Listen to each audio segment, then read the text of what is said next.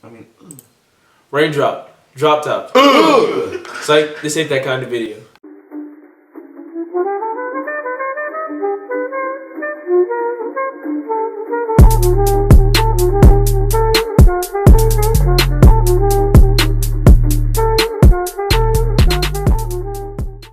Alright, welcome to the very first episode of Social Borders. I know all of you have been waiting. We dropped 2 other videos, but they seem kind of boring. But thank you. Stop. Please, we really don't need it. I like you. We're going to keep you around in the future. Alright. But for today's episode, I'm going to give you a rundown of the topics. So our first topic is going to be, what would you do if one of your friend's most recent exes tries to come on to you? For the second topic, we're going to get a little serious, and we're going to talk about MLK Day, since that's coming up on January the 16th. For those of you who didn't know, we're going to turn the show over to Noah. He's going to tell you about what's grinding his gears this week. It's usually a lot of things. And then finally, we're going to give y'all a little something special. So stay tuned. Alright guys, so what would you do if your close friend or your best friend's girl or ex-girl tried to come on to you and get with you? well, me personally, I'm kind of a go-getter, if I do say so myself. So I'll give my friend some time, make sure he's not completely like hung up over a girl. And then if she's cute and she's attracted to me, I'm attracted to her, I'd probably, go get her. Because, just because my friend's unhappy doesn't mean the 3 of us need to be unhappy together, Personally, I'm a good guy, so I take the emotions of my friends over the girl or my wanting. So I'd probably just, push her aside and care about my friend and actually go after her. Me, it depends on how she comes on to me. If she comes on to me just wanting one thing, which is, we don't want to talk about that. But if she comes on to me about something that's not positive or doesn't affect both of us in a positive way, or in a respectful manner, then I have to say no.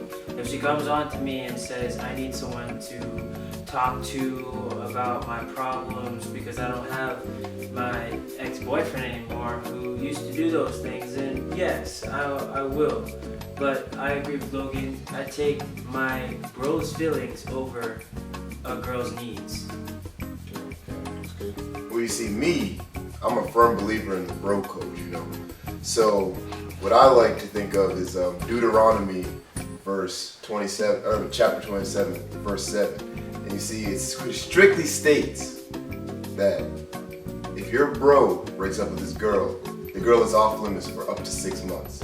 So I feel that in that 6 months of time, I could talk to her as a friend, but most likely I'll be, looking at different fish in the sea, fishing for whales instead of little guppies. And I'll be waiting for, something better. So I personally wouldn't do it. I'd just kind of brush it off and keep going. Alright. Well, for me, honestly, I'm gonna say this. Look, I'm gonna talk to him first, and if he's okay with it, I'll be like, alright, I'll start talking to her. We're gonna take things easy, so we ease you into it.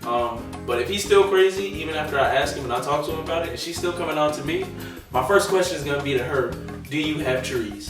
By that I mean, do you have a window that I can jump out of into a tree so I can climb down and run away from him when he walks back in the house? Got it.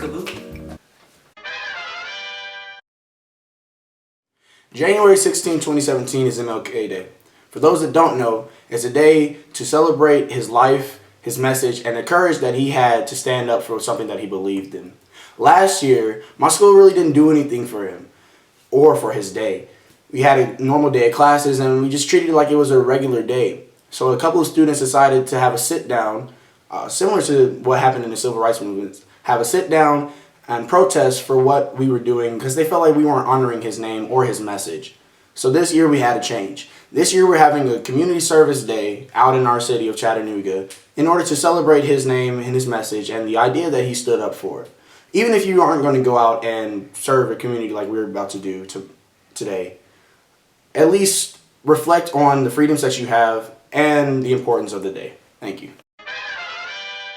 What's up, everybody? It's Noah here, and in today's segment of What Grinds Noah's Gears, we're going to be talking about something that's near and dear to me, and that's food. The topic is school lunches.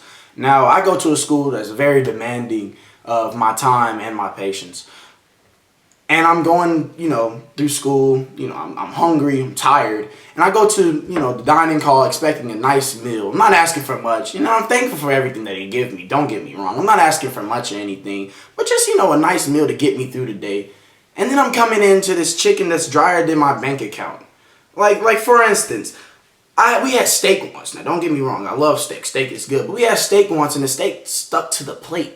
Like it was dry, it was bland, terrible. Then another time there was curry that got all of us sick, including myself. I missed the whole class for reasons that I'm not going to even go into. And like I said before, don't get me wrong, I enjoy everything that they do for us, but I mean, like, it's not just me. Students are tired of it. I'm tired of it. Heck, even the teachers are tired of it. And they're supposed to tell us that it's good. They're paid to do that. So I'm just waiting for that one day where I'm really satisfied with my lunch. You feel me? If you have anything to say about this, make sure to comment below, and I'll be able to reply to you and, see what you have to say about it. Thanks.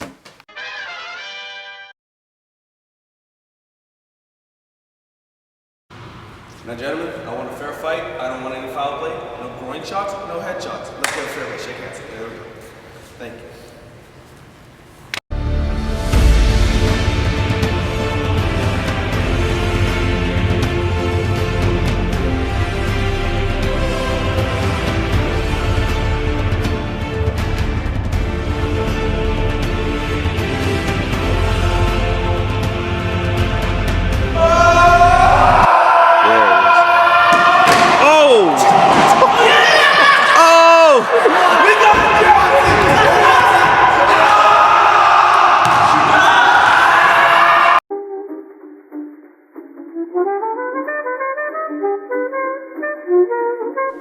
Hi, I'm Noah.